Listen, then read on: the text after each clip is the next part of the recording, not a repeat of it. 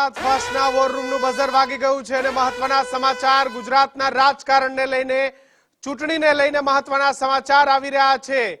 લોકમત 2024 અને તેમાં સૌથી મહત્વના સમાચાર જૂનાગઢના માણાવદરથી અરવિંદ લાડાણીને ભારતીય જનતા પાર્ટી મેદાને ઉતારવાની છે।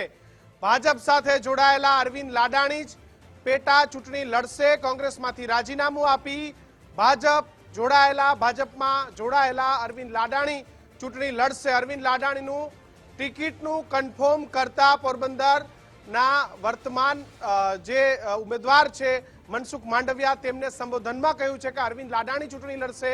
જૂનાગઢના માણાવદરથી અરવિંદ લાડાણીને ભારતીય જનતા પાર્ટી મેદાને ઉતારવા જઈ રહી છે। અરવિંદ લાડાણી પેટા ચૂંટણી લડશે। ભારતીય જનતા પાર્ટીના પૂર્વ મંત્રી પૂર્વ ધારાસભ્ય જવાહર ચાવડા એ ચૂંટણી નહીં લડે। કોંગ્રેસમાંથી ભારતીય જનતા પાર્ટીમાં ગયેલા અરવિંદ લાડાણીની ટિકિટ કન્ફર્મ થઈ છે। શું કહ્યું મનસુખ માંડવિયા એ પણ આપણે સાંભળી લઈએ। નાના તમે કામ કરી લેશો ને દોસ્તો, આપણી વિધાનસભા સીટની અંદર 75% વોટિંગ થઈ જશે અને 75% વોટિંગ થઈ જશે ને તો અરવિંદભાઈને પણ એટલી લીડ આવશે અને ભારતીય જનતા પાર્ટીને પણ એટલી મોટી લીડ આવશે। સાંસદને પણ સૌથી મોટી લીડ મળશે। તમે રખેને એવું નહીં માનતા, હું માણાવદર મત વિસ્તારને ઘણા સમયથી ઓળખું છું। આ વિસ્તારની અંદર પોટેન્શિયલ છે, આ વિસ્તારની અંદર ક્ષમતા છે। આ વિસ્તારના કાર્યકર્તાને મેં કામ કરતા જોયા છે દોસ્તો। તો ફરી એક વખત અહીં જવાહર ચાવડા નહીં પરંતુ કોંગ્રેસમાંથી જીતી ભારતીય જનતા પાર્ટીમાં ગયેલા અરવિંદ લાડાણીને ટિકિટ આપવામાં આવશે। મનસુખ માંડવિયાએ કહ્યું કે નાના કામો કરશો તો આપણે 75% વોટિંગ કરાવી શકશું। પોરબંદર લોકસભા મત વિસ્તાર અંતર્ગત આવેલી માણાવદર વિધાનસભાની પેટા ચૂંટણી યોજાવા જઈ રહી છે ત્યારે અરવિંદ લાડાણીને ભારતીય જનતા પાર્ટી ફરી ગુજરાત ફર્સ્ટના વોર રૂમનું બઝર વાગી ગયું છે અને મહત્વના સમાચાર ગુજરાતની રાજનીતિ સાથે જોડાયેલા સૌથી મોટા સમાચાર વિધાનસભા પેટા ચૂંટણીને લગતા વધુ એક મોટા સમાચાર।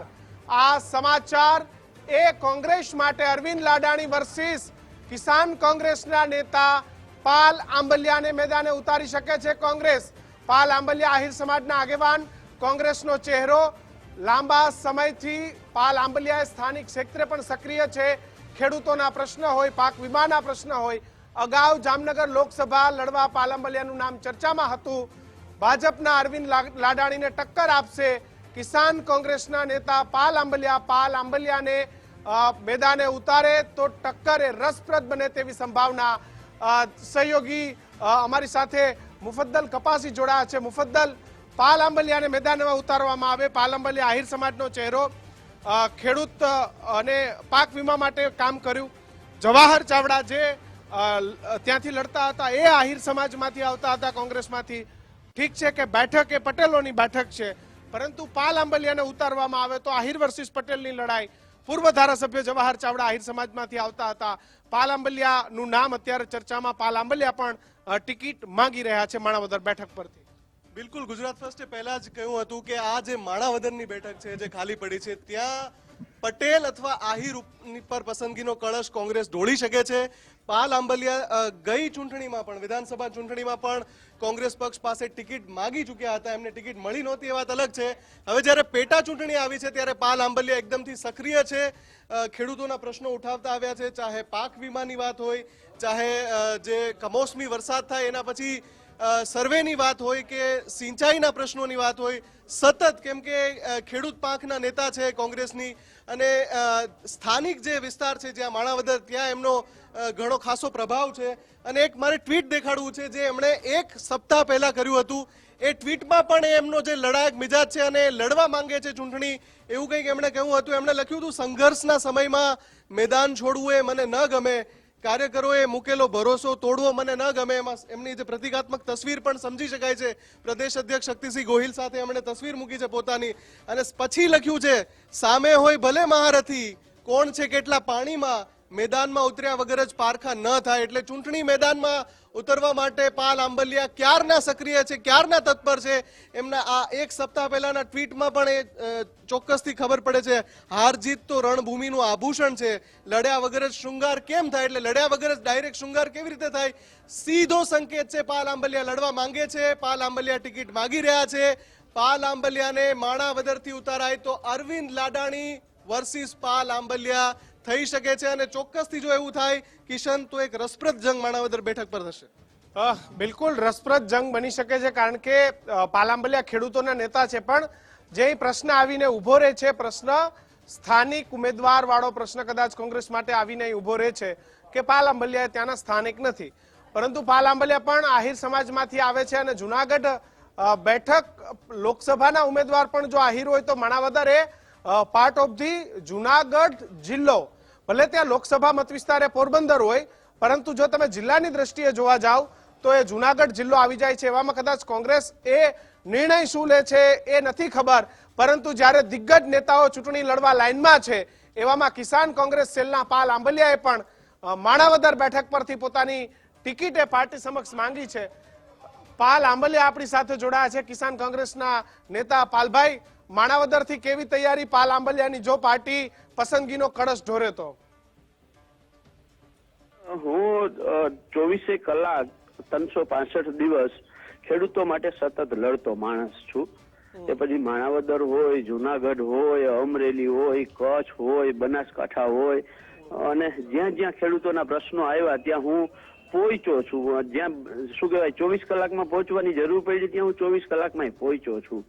માણાવદરના પાક વીમાના પ્રશ્નો હોય, જમીન માપણીનો પ્રશ્ન હોય, કમોસમી વરસાદનો પ્રશ્ન હોય કે અતિવૃષ્ટિનો પ્રશ્ન હોય, દરેક વખતે માણાવદરમાં જુનાગઢ કલેક્ટરને જઈ અને રજૂઆતો કરી છે. ખેડૂતોના પ્રશ્ને સતત આપણે લડ્યા છીએ, અને એટલે જુનાગઢ માણાવદરમાં માગણી કરી છે અને પાર્ટીને યોગ્ય લાગશે, કારણ કે મારી જેમ બીજા ઉમેદવારો પણ ત્યાં છે. એટલે પાર્ટી જેને મત આપે, જેના ઉપર કળશ ઢોળશે, એમને લઈને નીકળી પડશું. જો પાર્ટી મને આપશે જવાબદારી તો આપણે કરી લઈશું. આપણે તો 365 દિવસ લડવા વાળા માણસ છીએ. પાલભાઈ, મેદાન નવું નહીં પડે, આપણે ત્યાંના સ્થાનિક નથી. માણાવદર એક નવું મેદાન છે પાલ આંબલિયા માટે, કારણ કે ચૂંટણીઓમાં હંમેશા સ્થાનિક પણ જોતા હોય છે. પેરાશૂટ ઉમેદવારો સામે ઘણા બધા લોકોનો વિરોધ પણ હોય છે.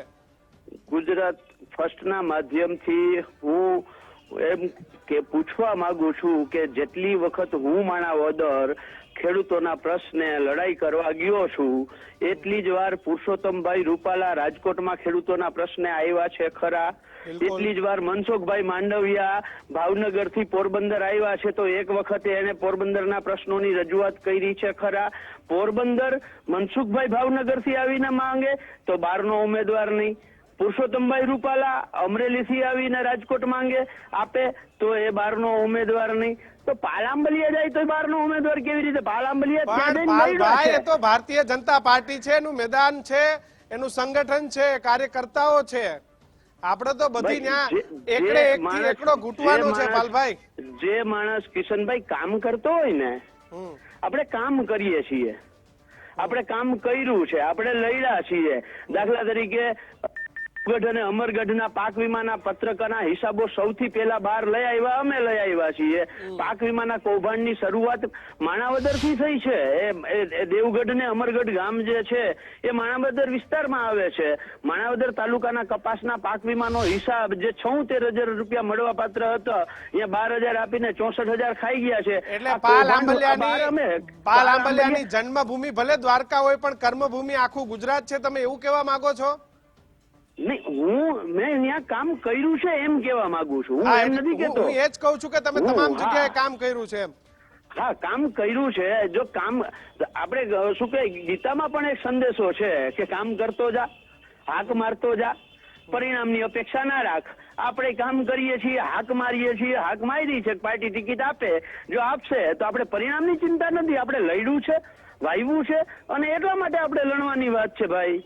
બિલકુલ પાલભાઈ, આપ અમારી સાથે જોડાયા બદલ આપનો ખૂબ ખૂબ આભાર. તો પાલ આંબલિયાએ કીધું છે કે પાર્ટી ટિકિટ આપે તો માણાવદર બેઠક પરથી લડવા તૈયાર. ગુજરાત ફર્સ્ટના સમાચારને મોહર